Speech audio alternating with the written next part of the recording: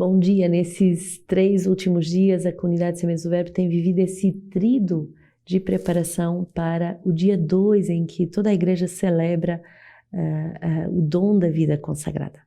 Então a comunidade tem, sobretudo, os consagrados da vida consagrada feminina, da vida consagrada masculina, mas toda a comunidade que vive essa consagração de vida, temos com muito amor nos preparado para esse dia 2 de fevereiro. E aqui no Rio de Janeiro foi muito bonita a celebração que tivemos dos 50 anos da ordenação, da consagração solene dos votos perpétuos do nosso cardeal. Bonito celebrar o dom da vida consagrada. E por isso, toda essa vida de oração, esse novo desejo de ser ainda mais fiel à pobreza, à castidade, à obediência, deve habitar toda a igreja. E os consagrados são como um sinal para toda a igreja. Queremos, nesse terceiro dia do nosso tríduo de preparação, em que temos tido momentos específicos de formação, mais reflexão, mais oração, dando graças a Deus pelo grande dom da vida consagrada, depois desse também belíssimo retiro que tivemos aqui no Rio de Janeiro, com a vida consagrada masculina, queremos verdadeiramente nos preparar para o dia 2. E o dia 2, amanhã, é esse grande dia da apresentação de nosso Senhor e também da apresentação das nossas vidas a Deus. Hoje o nosso livro de vida nos faz meditar o número 54 e vai nos dizer que a comunidade dá graças a Deus pelas suas maravilhas. Uma vida consagrada é uma vida de ação de graças, de glorificação a Deus. Nós os ouvimos anunciar em nossas próprias línguas as maravilhas de Deus. Este é um dos sinais do Espírito Santo derramado em Pentecostes. A ação de graças pública pode ser vivida no testemunho ou num tempo de assembleia carismática, mas também na liturgia comunitária, segundo, é claro, o que for mais conveniente. Ela é, antes de tudo, uma ação de graças centrada sobre a obra redentora de Cristo vivo e ressuscitado. A liturgia se abre, então, à expressão livre e atualizada da nossa fé.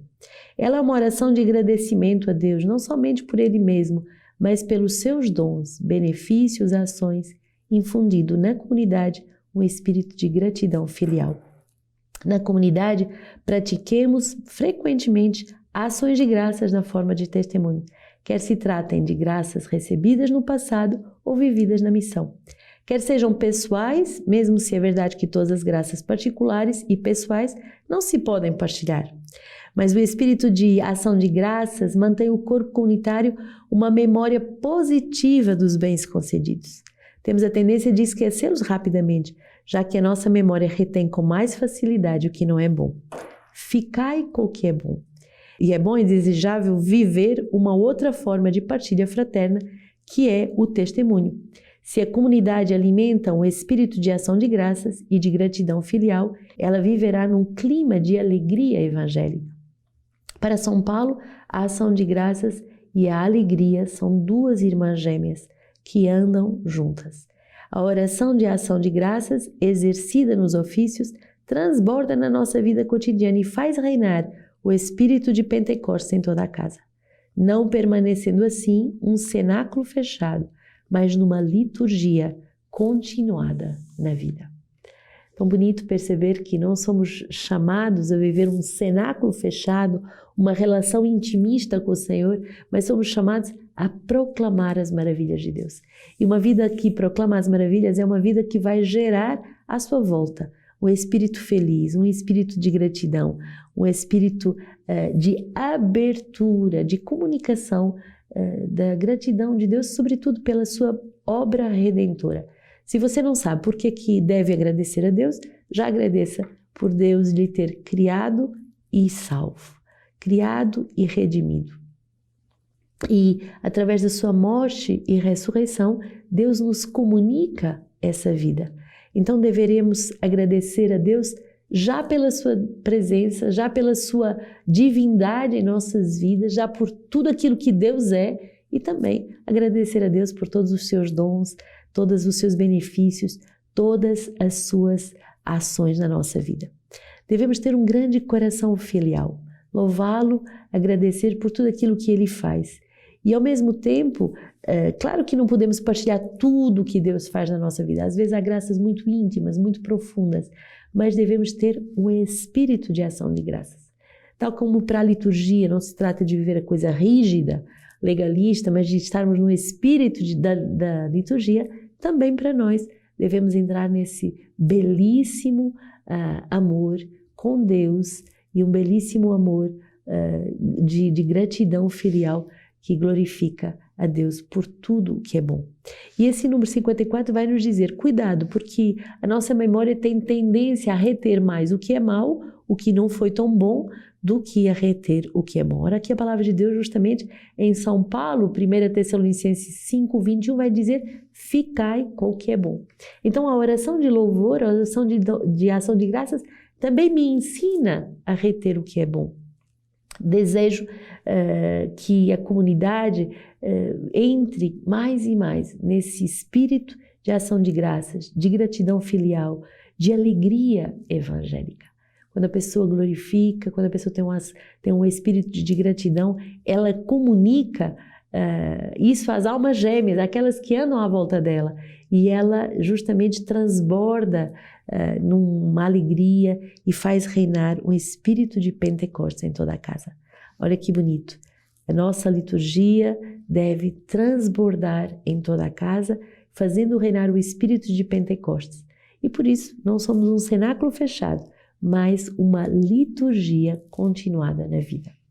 Nesse mês de fevereiro, eu lhe exorto a estudar esse segundo mês, que é um belíssimo resumo da doutrina social da Igreja. O diácono vai nos fazer entender tudo que na doutrina social da Igreja somos chamados a amadurecer para nos tornarmos responsáveis. Então, a palavra do fundador vai estar disponível na nossa web TV, então comece já por ler essas páginas, veja o respeito pela dignidade, pela vida humana, a dignidade humana, o princípio da visão personalista, os 4 valores fundamentais da doutrina social, a verdade, a liberdade, a justiça e a paz, e os 5 princípios da doutrina social da Igreja, o bem comum, a Declaração Universal dos Bens, a subsidiariedade, a solidariedade e os corpos intermédios. Eu não vou dizer mais para lhe dar o desejo de adentrar nesse texto belíssimo. E os 7 lugares da humanização que a doutrina social da Igreja nos ensinam: a família, o trabalho, a vida econômica, a comunidade política, a comunidade internacional e também a proteção do ambiente e a promoção da paz. E como a cada mês, temos um salmo que nos é proposto para o mês. Então, abra o seu compêndio, se você ainda não tem o seu compêndio, tem um tesouro inesgotável de riquezas, ensinos muito profundos, que só aqui no compêndio você tem acesso. Se você ainda não adquiriu, ainda pode fazê-lo e oferecer a outras pessoas como um presente que vai fazer-nos crescer muito em profundidade, em ação de graças e em responsabilidade. E hoje, nesse primeiro dia do mês de fevereiro, o diácono diz assim: o medo que pode manifestar-se como a posição legítima de um apelo ao realismo. Quer dizer, podemos ter um certo medo face de uma situação, por exemplo, agora estamos rezando pela Ucrânia, podemos dizer, mas meu Deus, se continua nessa escalada de posicionamentos endurecidos, pode gerar uma guerra muito grave. Então, o medo é também um alerta de realismo. Segunda Samuel 18 é a palavra que nos é dada hoje. Aconteceu que Absalão foi por acaso esbarrar com a guarda de Davi. Absalão ia num burro que se meteu debaixo dos galhos de um grande carvalho. E a cabeça de Absalão prendeu-se no carvalho e ele ficou suspenso entre o céu e a terra enquanto o animal passava. Alguém o viu e veio dizer a Joabe: acabo de ver Absalão suspenso num carvalho. Joabe tomou então 3 dardos e os lançou no coração de Absalão. Davi estava sentado entre as 2 portas. A sentinela que tinha subido ao terraço da porta sob a muralha estendeu a vista e notou um homem que vinha correndo sozinho. A sentinela avistou, gritou e avisou o rei. E o rei disse: se é um só, é que traz boas notícias nos lábios. Disse o rei: passa e coloca-te ali. Ele obedeceu e esperou. Logo chegou o cuxita e disse: recebe, Senhor meu rei, a boa notícia. O Senhor te fez justiça hoje, livrando de todos os que se levantavam contra ti. O rei perguntou ao cuxita: vai tudo bem com o moço Absalão? E o cuxita disse: que tenham a mesma sorte desse moço todos os inimigos do Senhor meu rei e todos os que se têm levantado contra ti para te fazerem o mal. Então o rei tremeu, subiu para a sala que está em cima da porta e caiu em prantos e dizia entre soluços: meu filho Absalão, meu filho Absalão, por que não morri eu em teu lugar? Absalão, meu filho, meu filho. Avistaram a Joabe, o rei, chora e se lamenta por causa de Absalão. A vitória naquele dia se transformou em luto para todo o exército, porque o exército compreendeu naquele dia que o rei estava em grande angústia por causa do seu filho. Vemos aqui nesse recito o coração bom de Davi. Davi preferia ser caluniado, ser amaldiçoado do que ver a morte do seu filho Absalão. E nesse dia podemos ver o coração profundo de Davi que é revelado. Meu filho Absalão, meu filho, por que não morri eu no teu lugar? Vamos ver que não é a vingança, mesmo se Davi pecou, não é a vingança que dominou seu coração, não é o desejo de poder que dominou seu coração, mas é um espírito de contrição e de arrependimento. Pensamos a Davi esse bom coração que se deixa transpassar e que não se vinga, mas ao contrário, que quer a salvação de todos e que prefere sofrer do que fazer sofrer. O Senhor quer verdadeiramente nos libertar de todo o desejo de vingança, de todo o desejo de preferir a morte dos outros do que a nossa própria morte. E aqui já vemos a conversão do coração de Davi. Davi, que matou a mulher de Urias para ficar com ela, não consegue desejar a morte do seu filho e preferia ele mesmo ter morrido. O coração de Davi já começa a entrar num amor mais purificado, mais oblativo, que busca mais o bem dos outros do que o seu próprio interesse. Salmo 85, inclina o teu ouvido, Senhor, responde-me, pois eu sou pobre e indigente. Guarda-me, porque eu sou fiel. Salva o teu servo que em ti confia. Tem piedade de mim, Senhor, pois é a ti que eu invoco o dia todo. Alegra a vida do teu servo, pois é a ti, Senhor, que eu me elevo. Tu és bom e me perdoas, Senhor. És cheio de amor com todos os que te invocam. Senhor, atende a minha prece, considera a minha voz suplicante. Então, aqui esse salmo que suplica a bondade de Deus, suplica a piedade de Deus. É um salmo que nos ajuda a confiar tudo a Deus, a buscar em Deus a sua vontade, o seu perdão, a sua ajuda à nossa voz suplicante. Peçamos a graça de recorrer a Deus em todos os momentos, nos momentos felizes, mas também nos momentos mais dolorosos. Marcos 5, 21 a 43. E de novo Jesus, atravessando de barco para outro lado, uma numerosa multidão o cercou e ele se deteve à beira-mar. Aproximou-se um dos chefes da sinagoga, cujo nome era Jairo, e vendo, caiu a seus pés. Rogou-lhe insistentemente, dizendo: minha filhinha está morrendo, vem e põe as mãos sobre ela, para que ela seja salva e viva. Ele o acompanhou e numerosa multidão o seguia, apertando de todos os lados. Ora, certa mulher que havia 12 anos tinha um fluxo de sangue e que muito sofrera nas mãos de vários médicos, tendo gasto tudo o que possuía sem nenhum resultado.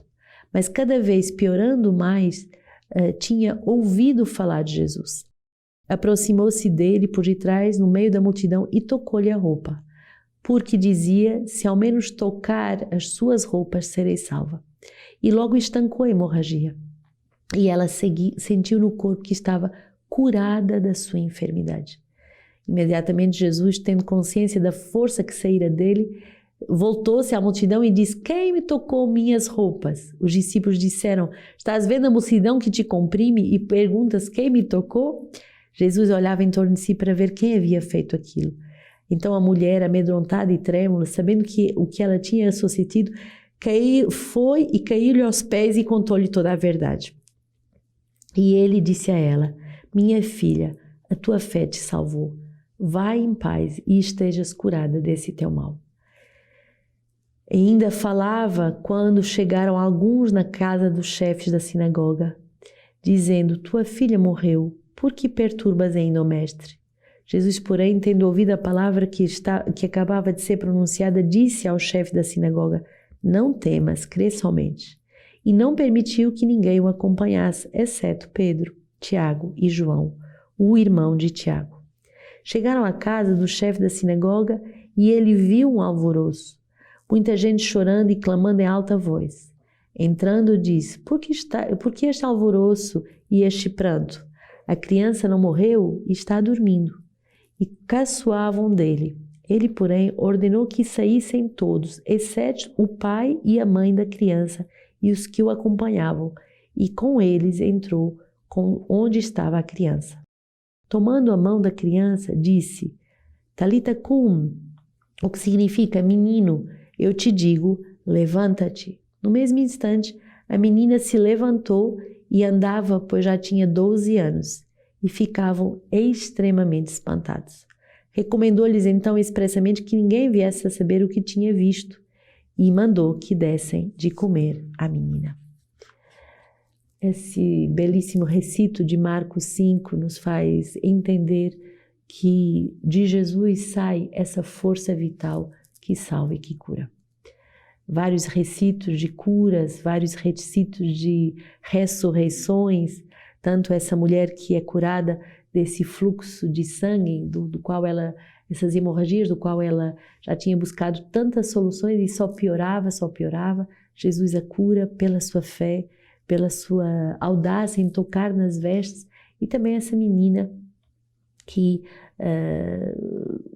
criança que morre e depois ressuscita. Talita cum, que significa menina, te levanto. Essa menina de 12 anos, e 12 anos é uma idade muito bonita, porque essa passagem da infância para a idade adulta, a menina que faz a sua bar mitzvah aos 12 anos, ela passa essa idade adulta, e o menino aos 13, é muito bonito perceber que Jesus quer nos salvar e que dele sai uma força de amor. Do Tratado contra as Heresias de Santo Irineu, diz assim: o Verbo de Deus se fez homem, o Filho de Deus tornou-se filho do homem, para que o homem, unido ao Verbo de Deus, recebesse a adoção e se tornasse filho de Deus. Nunca poderíamos obter a incorrupção e a imortalidade, a não ser unindo-nos à incorrupção e à imortalidade. Que bonito! O Verbo de Deus se une a nós, para que nós nos possamos unir verdadeiramente a Deus, sendo seus filhos, incorruptos e cheios de imortalidade.